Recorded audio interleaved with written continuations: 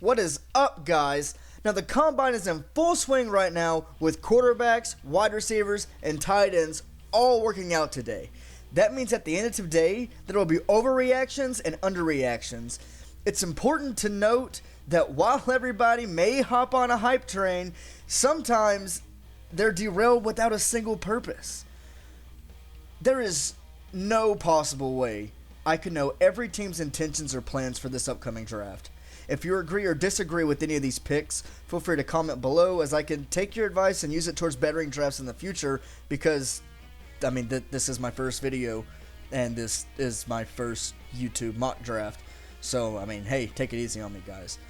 But hey, in this draft, I will not be doing trades, as I don't believe any rumors right now in the rumor mill. I feel like none of them are truly fleshed out, with the exception of maybe the Lions and the Dolphins, but that's neither here nor there.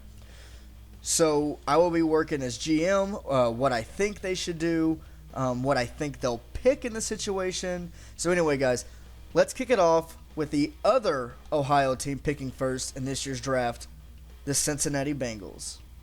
And to no one's surprise, with the first pick in the NFL draft, the Cincinnati Bengals select quarterback Joe Burrow out of LSU. Now, with his breakout season last year, this pick is a no-brainer for the Bengals. Burrow had 5,671 passing yards and a whopping 60 touchdowns to only 6 interceptions. It shouldn't be ignored that Burrow also got it done with his feet at times, averaging 3.2 yards per carry with 5 rushing touchdowns. Now, hang on, that's nothing that blew anyone away, but he's not a statue quarterback, and that counts for a lot in today's NFL. While the Bengals owner Mike Brown's interest in winning is definitely questionable at best, Burrow is a pick that is good as gold. While meeting with the media Tuesday, Burrow did mention that, quote, "I'll play for whoever drafts me," when asked if he would play for the Bengals if he was the number 1 pick. So, Bengals, Burrow to the Bengals. Now, with pick 2 in the NFL draft, we have no other than the Washington Redskins taking, of course they are, edge rusher Chase Young. Now, the thing about these 2 picks is that, you hear people say, oh, Markham and Sharpie, get a tattoo on your neck, and they're not wrong. These will be the 2 picks in this year's draft. This is pick 1, pick 2, write it on your calendars, send an email to your grandma telling her, because you don't want your grandma thinking you're a liar. And the reason for that is, after seeing the impact Nick Bosa had on the 49ers defensive line last year, it would be absolutely foolish to think that the Redskins will go in any other direction. Young's stats are nothing short of impressive, as he had 46 total tackles last season, with an astounding 32 being solo tackles. Maybe even more impressive than that are his 27 sacks over the past 2 seasons, with 16 and a half being from the 2019 campaign alone. Young is only going to improve, and he is arguably the best player in this entire draft. Now at pick 3, the Detroit Lions select cornerback Jeffrey Okudah. The Lions are in a prime position to trade down and acquire both their guy and some much-needed draft capital. Since in this draft there are no trades, they'll just take Okudah with the 3rd pick. I mean, Detroit desperately needs help in the corner position, and with Darius Slade trade rumors swirling, the need for this position is only getting greater and greater. Now, Slade did say that he wanted to be a Lion for life, but at what cost, I think, is the question most people are asking. And even if Slade remains in Detroit this season, he is slated to become a free agent in 2021, and Okudah should be able to fill his role nicely. Now, Okudah finished his junior year with 35 tackles, 2 forced fumbles, and 3 interceptions, okay? He's not a slouch. What's more exciting about Okudah is his ability to defend passes, in which he had 9 passes blown up last season. Now look for Okudah to show his versatility at the Combine this year. At pick 4, the New York Giants will select offensive tackle Jedrick Wills. While it's very tempting to take the pretty pick of a top-of-class wide receiver here, none of that matters unless you protect budding star quarterback Daniel Jones, Danny Dimes, whatever you want to call him. This class has a lot of talent at the tackle position, but Wills has an almost unmatched vertical push off the line. Wills blocks all the way through and has a fighter mentality when it comes to doing his job. Based on what I've seen at Alabama, his mix of brute force and yet somewhat agile footing could easily make him the first offensive tackle off the board. His only knock is that sometimes he relies on his strength at the sacrifice of his footwork. It's a somewhat minor knock, but it's still a knock. Expect Wills to show off his strength in the bench press portion of the combine. Pick number 5. The Miami Dolphins select quarterback Tua Tagovailoa. They get their franchise guy without even tanking. The Miami Dolphins are one of, if not the prime candidate to trade up to the 3rd pick to grab Tua. Even still, they may not have to. With the excitement of Joe Burrow last year, it is easy to forget that back in September, everyone thought the Miami Dolphins were tanking for Tua. While there are concerns over Tua's injury history, I don't see that dissuading the Miami Dolphins from picking who is said to be their top-rated quarterback. In 9 games alone this season, Tua threw for 33 touchdowns to only 3 interceptions. If he can stay healthy, Tua might just be what the Miami Dolphins need to kickstart their franchise again. Now, it has been reported recently that Tua will go to the Combine, but, quote, I'll be participating in the Combine, but my main goal is not to win the 40, but not to win the bench press, but to win my medical. I'm going to go over there looking to win my medical and then go in and interview with the teams. And that's exactly what Tua has to do. I don't think he has anything else to prove on tape. I think at this point it all comes down to medicals and how he stands. At pick number 6, the Los Angeles Chargers select quarterback Justin Herbert. With Phillip Rivers officially out of the Chargers locker room, it is entirely possible the Chargers want to revitalize their team with a new signal caller in hopes of getting some fans to their new stadium. Enter Justin Herbert. While Herbert has definitely seemed to regress over the past year, it's important to note that Herbert was playing for Oregon, which is typically a run-first school. Now, Justin Herbert's highest praise is probably from his ability to fill pressure. Now, despite being a 6'6" quarterback, Herbert is also able to get the job done with his legs when necessary. Herbert's 2 main flaws are glaring, but not unfixable. Sometimes it seems as though Herbert takes one read, maybe glances at a second, and then takes off. The other flaw that has come out more this year is his ability to be a leader and the questions on his leadership throughout the years at Oregon. The most important thing to help his draft stock in the Combine is his interview process, both with individual teams and media alike. Pick 7 of the 2020 draft, the Carolina Panthers select interior defensive lineman Derrick Brown. Let's get one thing straight.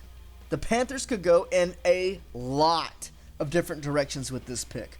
While there are many different holes to fill, picking up Derrick Brown is the best thing Carolina could do for their interior defensive line. The Auburn Tiger managed to record 55 tackles last season while also securing 4 sacks and creating 2 forced fumbles. Perhaps the most noteworthy stat of Brown's is that this has been the standard for his stats for the past 3 years, with the minimum tackles recorded being 45 in a season. At the Combine, all Brown has to do is show off his strength to wow scouts.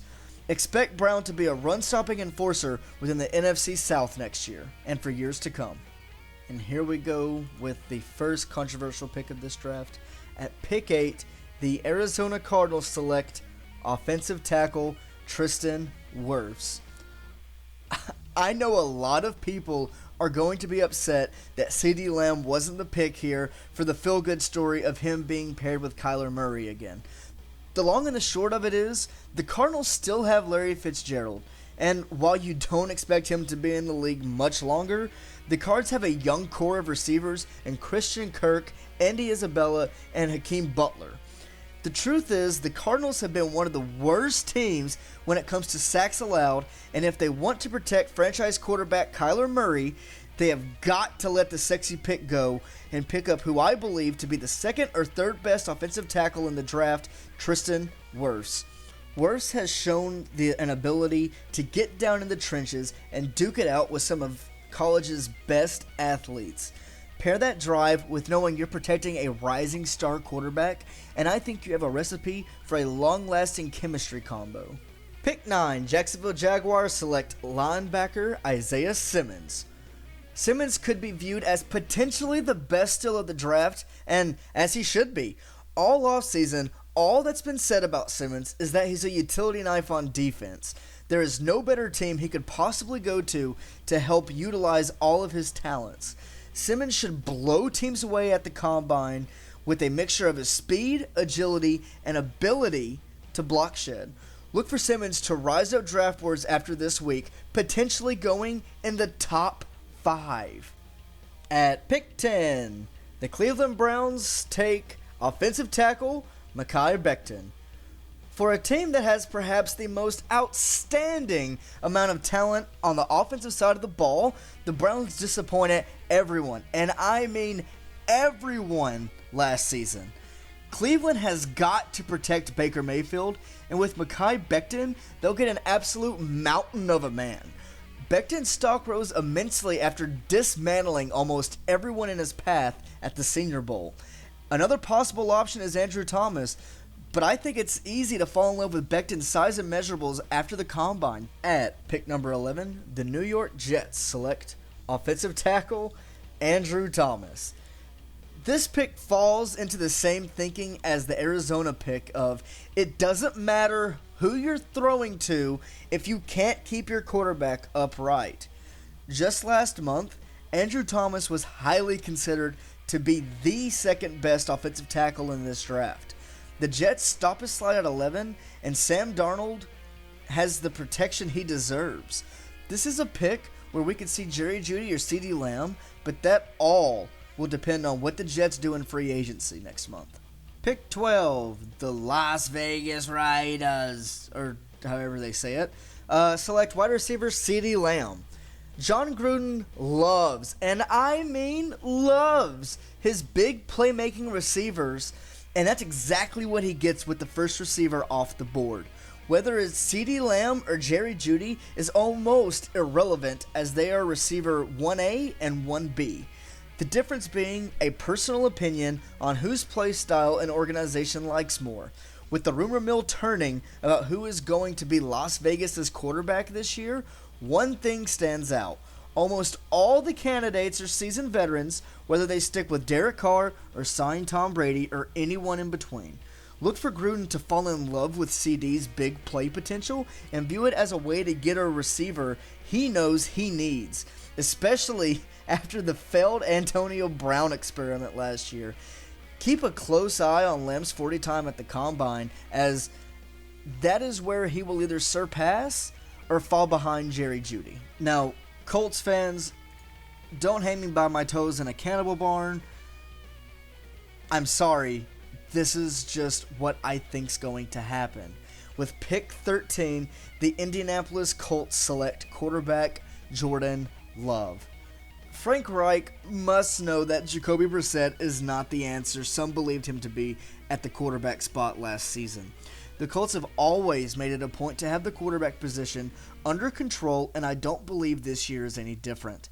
If Indianapolis does not sign a free agent quarterback, Jordan Love would most likely be the pick at 13. With the hype around Jordan Love getting greater and greater, don't think for a second that Reich would pass on Love, especially since some analysts are giving him the Mahomes comparison. Love had amazing stats prior to last season, and that can all be blamed on both his lack of weapons and a makeshift offensive line. Love's performance at the Combine is maybe the most important of all quarterbacks this year. If he succeeds, lock him in as a top 15 pick. If he fails, look for him to potentially drop out of the first round entirely. Pick 14. The Tampa Bay Buccaneers select interior defensive lineman Javon Kinlaw. Kinlaw was a powerhouse in college, but was an absolute animal, and I mean animal, at the Senior Bowl a couple of weeks ago. Kinlaw paired with Vita Vea on that defensive line would make for one of the stingiest and youngest defensive lines in the entire league. It's worth noting that at the Senior Bowl this year, The whispers going around were that Tampa is head over heels for Kinlaw. I think that this would be a perfect pairing for both Kinlaw and the Buccaneers as they shore up that defensive line with one more key young asset. Pick 15. The Denver Broncos select wide receiver Jerry Jeudy. The Denver Broncos should be running to turn this pick in. Hell, John Elway himself should untuck his shirt and sprint his 40 again to turn this pick in. Due to other needs such as offensive tackle and studs on the defensive side of the ball, the Broncos get an elite wide receiver in Jerry Jeudy to pair with franchise quarterback hopeful Drew Lock. Denver has recently made it a point to draft players that have had leadership roles in college the past couple of drafts, and Jeudy is no exception. Jeudy is a quick twitch receiver who will pair perfectly with the Broncos' big body receiver Courtland Sutton. And at pick 16, the Atlanta Falcons select edge rusher AJ Epinesa. With the Vic Beasley experiment appearing to finally be in the books, Atlanta needs to take another swing at their edge rusher situation. AJ Epinesa is a quick off-the-ball edge rusher who looks to make meaningful impact at all stages of the game early in his career. Epinesa had a staggering 11.5 sacks last year at Iowa, and his production only expects to rise as his career furthers within the NFL. Pick 17, the Dallas Cowboys select cornerback Kristian Fulton. The writing is on the wall about Cowboys cornerback Byron Jones, and Jerry Jones needs to find his replacement. Luckily for Dallas, Kristian Fulton's dropped in this particular draft, and they're more than happy to stop his fall at 17. Last season, Fulton defended 14 passes and had one pick during the LSU's Tigers championship run. In picking Fulton, the Cowboys hope to inject some much-needed youth into their secondary and fill the hole where Byron Jones has left. Pick 18, the Miami Dolphins select edge rusher K'Lavon Chaisson. And I just nailed that because I've heard so many drafts where they didn't say his name right. Anyway, the Dolphins had a meager 23 total sacks last season, ranking dead last in the NFL. While there are injury concerns over Chaisson's ACL, there's no denying he has all the raw talent to be a great pass rusher in the NFL. Chaisson is considered by most scouts to still have a lot to learn about the game of football, and they're not wrong. However, in his 2019 season, he racked in 34 solo tackles with 6.5 sacks. The most important thing for Chaisson at the Combine is his medical testing, without a doubt. Pick 19, the Las Vegas Raiders select cornerback C.J. Henderson. In picking up Lamb at pick 12, the Raiders can address a need on the defensive side of the ball in picking up C.J. Henderson. Las Vegas allowed almost 4,200 yards in the air last season, which is the 8th most in the NFL. The Raiders are hopeful Henderson can help steady their secondary in a division with reigning Super Bowl MVP Patrick Mahomes, budding star Drew Lock, and an unknown quarterback situation in Los Angeles. At pick 20, the Jacksonville Jaguars select the steal of the draft, wide receiver Henry Ruggs III.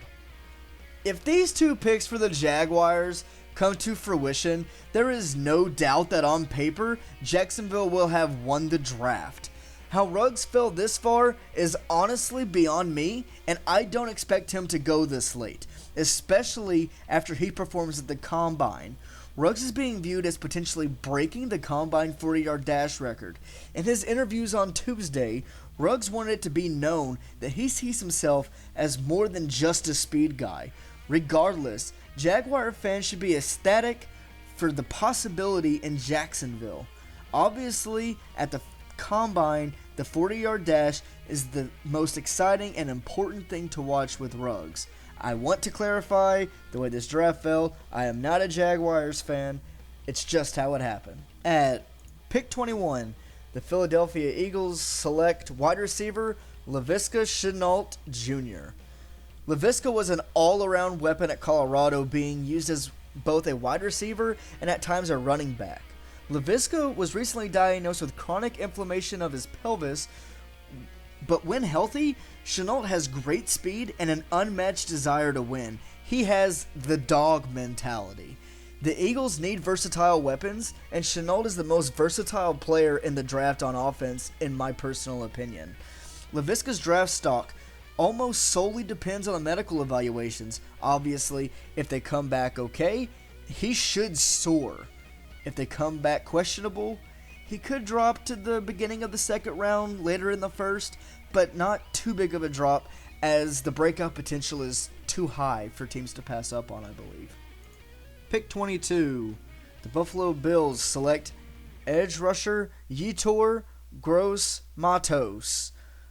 The Bills already have a stiff defense for sure, but at this point in the draft, I believe they will go with pass rusher Gross-Matos. With this pick, the Bills hope to take their defense, which ranked 13th in sacks last season, over the top. With a cost-controlled quarterback in Josh Allen, look for Buffalo to continue to build up their defense at all points of the offseason in both the draft and free agency. Pick 23. The New England Patriots take safety Xavier McKinney. It's completely up in the air whether TB12 will return to Foxborough for next season or not. The Patriots have two wide open holes in their roster at both safety and wide receiver and will likely pick one or the other depending on how the draft falls and what they do in free agency. Most people's choice at safety here is probably Grant Delpit, but I believe Xavier McKinney took the bigger step this season while Delpit had a down year. And last season alone, McKinney had 95 tackles, 3 sacks, 4 forced fumbles, and 3 interceptions. McKinney honestly looks to be a physical freak, and Patriots fans should be excited for this pick. Pick 24. The New Orleans Saints take linebacker Kenneth Murray.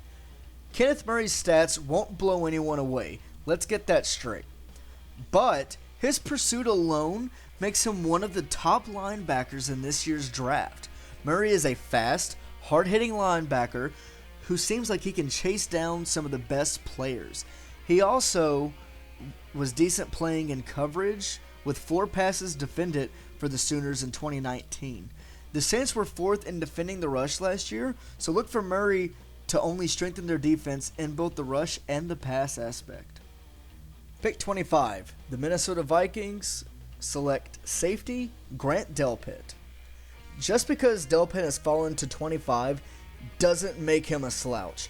While Delpit had an off year in 2019 compared to his 2018 campaign, he still managed to have a staggering 7 passes defended.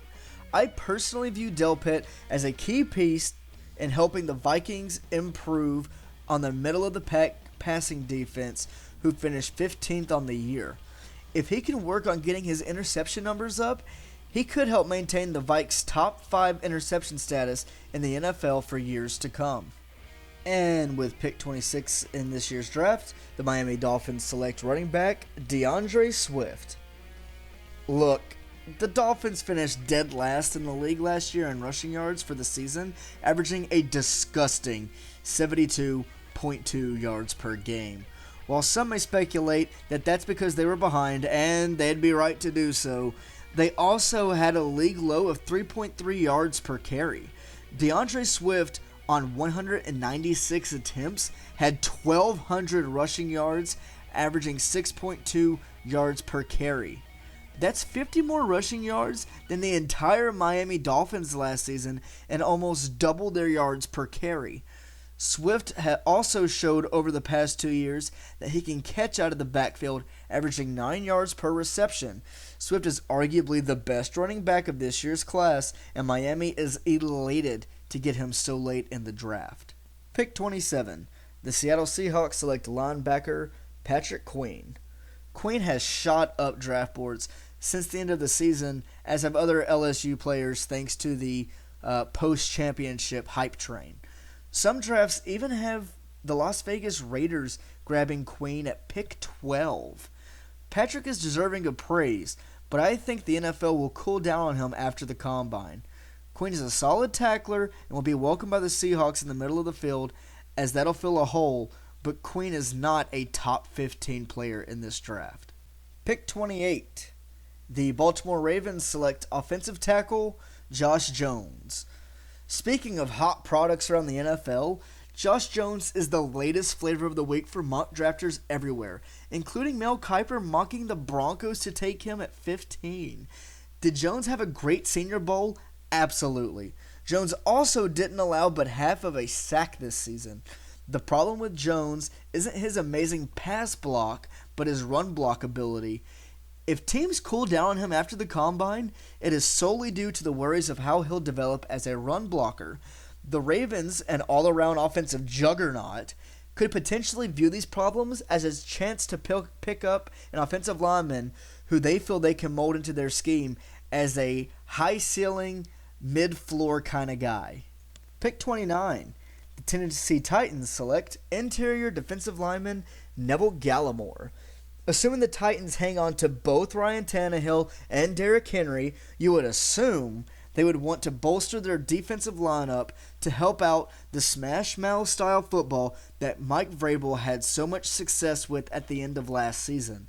Gallimore was a force in the middle with 30 tackles, 4 sacks, and 2 forced fumbles. Regardless of how Gallimore does at the combine, expect him to be between picks 25 and 40. That's his range, and that's how I'm sticking to it. At pick 30, the Green Bay Packers select running back Jonathan Taylor. Taylor was such an animal last season at Wisconsin. Some consider him the running back one of this draft. If the other positions weren't typically in other drafts so scarce, Taylor would probably go off the board somewhere in the late teens. Taylor had 2,000 yards, averaging 6.3 yards per carry and 21 rushing touchdowns last season. He also did some work out of the backfield, totaling 26 receptions for 5 touchdowns. With Aaron Jones declining over the past year and Jamal Williams not standing out in any way, expect the Packers to take this pick and make one more push for the Super Bowl with Aaron Rodgers behind the helm. Pick 31. The San Francisco 49ers select wide receiver Jalen Reagor. Emmanuel Sanders had a fantastic year once he was traded away to the Niners by the Broncos midseason. However, Sanders is not the long-term answer for Jimmy G and company, and you can expect Kyle Shanahan to address the need for a speedy receiver in April. Reagor is a sneaky candidate to rise up draft boards as at the combine. He'll show he has elite speed and may even challenge Henry Ruggs on beating the record 40-yard dash time. We'll have to find out Thursday. And with the final pick in the first round, pick 32, the Kansas City Chiefs select running back J.K. Dobbins. As if the Chiefs needed more weapons on offense, Andy Reid can't pass up the opportunity on an elite running back at pick 32. Dobbins, who finished the year with 2,000 rushing yards, looks to be the small, elusive back Reid tends to like. With another weapon like Dobbins on the same side of the ball as Patrick Mahomes, expect Kansas City's offense to only get more and more potent as they try to repeat this year's success. And there it is. My last-minute combine, pre-workout mock draft. As with all mock drafts, expect this to change dramatically in the next probably 12 hours. And as always, please leave any advice or input in the comments below. And if you like this video, that would be a shock because, like I said, this is my first one, and I'm not entirely sure what I'm doing. But go ahead and hit that subscribe button. I guess that's what I'm going with. I hope that's not taken. It helps a small channel like me out, so I can continue to do these videos while I go to school and all that good stuff. As always, I'll catch you in the backfield.